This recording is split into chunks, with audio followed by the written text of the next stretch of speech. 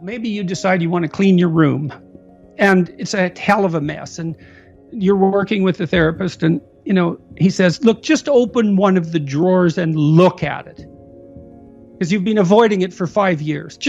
That's all you have to do this week. Open it and look at it. And on the one hand, that's so trivial and it's pathetic, but on the other hand, no, it's not. And so often the person will come back and say, well, I did it, but it was just stupid. It's like, no, it wasn't. Your room isn't clean, but you opened the damn drawer, and now it's time to give yourself a pat on the back. But to do that, you have to admit, in some sense, you have to admit how pathetic you actually are. You have to admit how pathetic you are before you can reward yourself. And that's okay, because that patheticness, well, it's sort of built in to the fact that you're vulnerable. And you need a small step and you need a reward. That's okay. It's okay that that's the case. When you see people, what they'll do is they'll say, well, that's just a good indication of how useless I am. That's all I could do. So they punish themselves. Well, then you have an opportunity. You say to them, look, there's two things going on here. You can't clean up your room. That's a problem. But you also can't reward yourself properly. So we need to take that apart and fix that so that you can reward yourself properly. And that's also why, when I suggested to people that they clean up their rooms, the reason I did that was because I actually knew how difficult that is. Because to get your room in order, there's no way you can get your surroundings in order without simultaneously getting yourself in order, at least to some degree. And it's for exactly the reasons I just discussed. What you'll find is the reason the mess is there is because of psychological mess. Assuming it's not, you didn't just move or something, you know what I mean? There might be obvious situational contributors, but generally speaking, is the mess, the external mess, is absolutely isomorphic with the individual mess. And so it's really powerful to order and beautify something in your immediate environs. It's unbelievably powerful to do that. You learn a tremendous amount. You also may find, for example, maybe your family's dysfunctional. And part of the reason that your room is such a bloody mess is because if you ever took any steps to address it, they would punish you. Because as soon as you start to clean up your room, then you cast a dim light on their mess. And so they see you taking a step forward, they're going to whack you because now you're an ideal that's judging them. So you deal with someone who is in a dysfunctional family and you ask them to do something positive to move forward, and then you watch the resistances that emerge, and you've got a picture of the pathology in the family, and that can help the person start to sort that through. Because maybe they can say it, and like you have to do a lot of negotiating and thinking before this is a possibility, but maybe you say, well, look, you have to have a talk with your mom. You have to say, look, Mom, I'm doing something good here, and your reaction is to punish me. What the hell is up with that? Now, that's a complicated conversation, and maybe you have to start with something even smaller than that, but you get the point.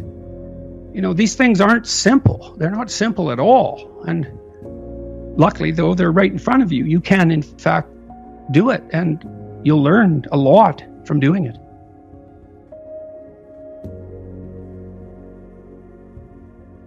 If you feel like you're built for more, if you want to grow, if you want to improve, if you want to become a better human, but you don't have people around you that also want to, you're scared that you're going to lose friends. You're scared that you're going to be alone as you start to go out on a journey of self-improvement. How can people find the courage to do that? Well, one thing they can do is contemplate the consequences of not doing it. You lose friends. Well, you're going to lose the friends who don't want the best for you. Those are the friends you want in 10 years? I mean, you lose friends. Well, maybe you gain new friends.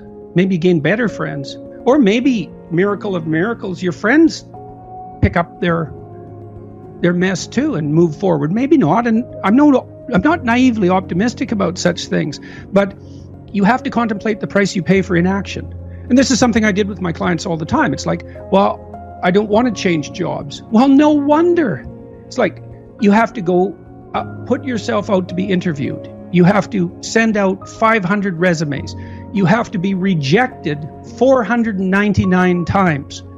You have to polish your interview skills. You have to update your CV, which means you have to take a real look at the inadequacies in your preparation. And maybe you won't find a better job. It's like, no wonder you're afraid of that. Okay, you're in this job you hate, and it's 10 years from now.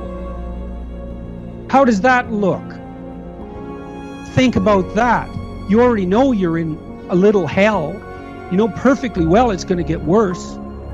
Which is more frightening? Action or inaction? Well, the thing about inaction is you're blind to it, eh? So you can hide from it. Well, that's chapter 3 again. Do not hide things in the fog.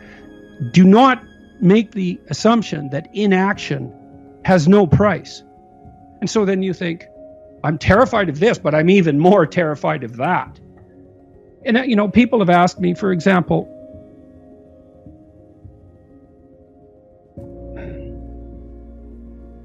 I suppose why I was willing or am willing to engage in the troublesome process of objecting when I think something isn't going well. Because I'm more afraid of the consequences of inappropriate silence. It's not that I'm brave.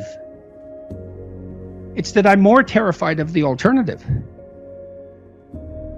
So I don't engage in the alternative. And I don't know, maybe I have a knack for that to some degree. Maybe it's a consequence of clinical training, but you know, I can walk into people's houses and look around and I think, okay, there's something up here. And I mean, people have that ability.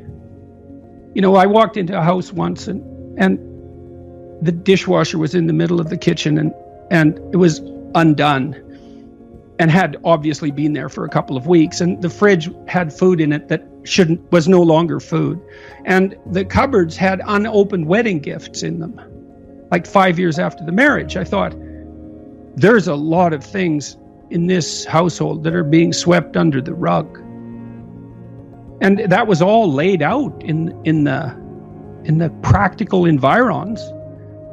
It's like they hadn't negotiated who was responsible for cleaning the fridge.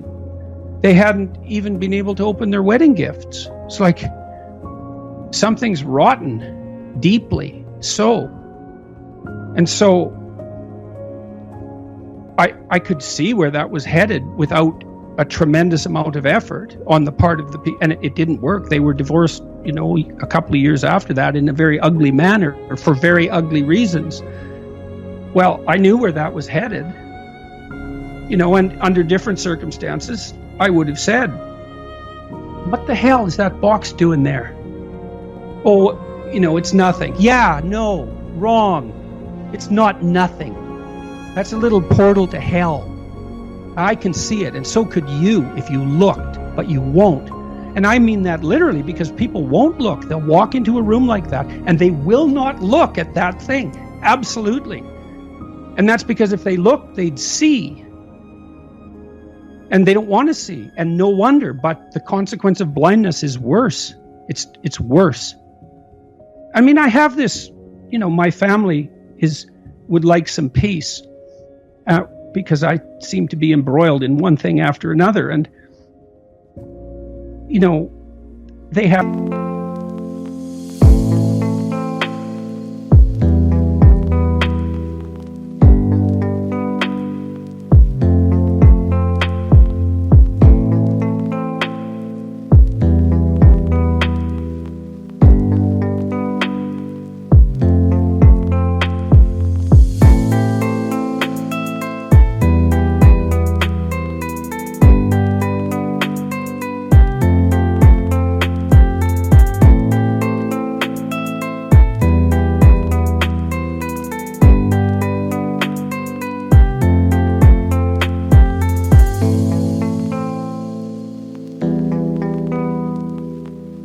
a point, but peace is very hard to obtain. And I can't be blind to what I see in the broader world around me. Not if I see it. If I see it, it's like, there it is. I'm going to say something.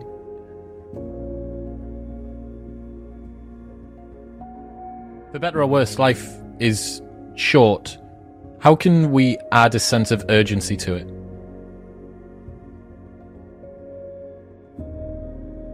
Well, I would say by reminding yourself that life is short, that'll add a sense of urgency. By noticing, I calculated, I don't know, when my parents were in their 70s, 60s perhaps, I usually saw them about once every 2 years. We communicate a lot more than that, but we live a long ways apart.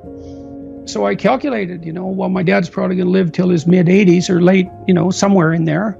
And he's 70, let's say. I'm going to see him 40 more times. It's like, okay, 40 more times. That's urgent. So you better get it right, because you don't have that many.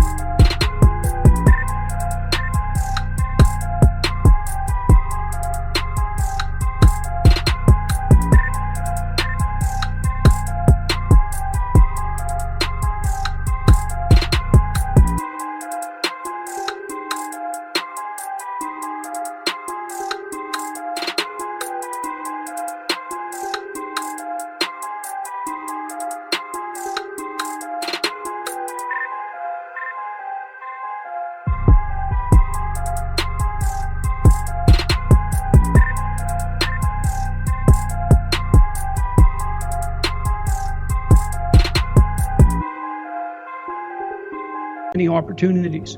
It's the same when you're formulating relationships in your adolescence, late adolescence, and early adulthood. You don't have that many experiments to run. And you get old a lot faster than you think. So attention is an underrated faculty. It's not the same as thinking. It's watching, to see what's there in front of your eyes, and to guide yourself as a consequence of what you perceive. It's the faculty that transforms thought if you let it. So, and your conscience alerts you as well. Tick, tick, tick. You're wasting time. And very few people are happy with that. Some are burdened by it more than others, but virtually no one escapes that voice of conscience. I suppose to some degree that's the willingness not to engage in self-deception. Chapter 3 in Beyond Order is about that. People don't really repress the things they don't want to face, they just fail to unpack them.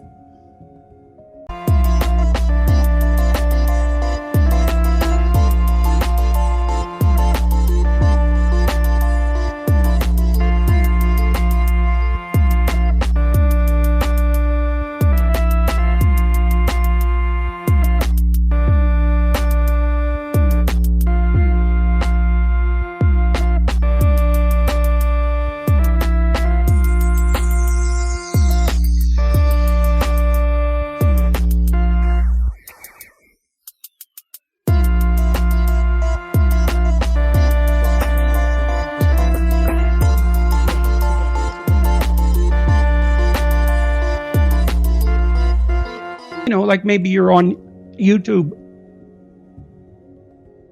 regularly, and every time you shut the computer off, you feel somewhat disgusted. But you don't pay any attention to that for a while, for 2 years. But then you decide you're going to pay attention. And then you find out, well, the reason you're disgusted is because you're wasting your life and you know it. And that disgust is indicating that. But unless you attend to the disgust and unpack it, let it reveal itself as informative, you don't know what the message is. You just have a sense of disquiet. It's not easy to transform that sense of disquiet into an actionable plan. And often you have to talk to someone about it as well. You have to discover. So it's not like you're repressing the emotion exactly. It's that you don't undergo the difficult process necessary to unpack it.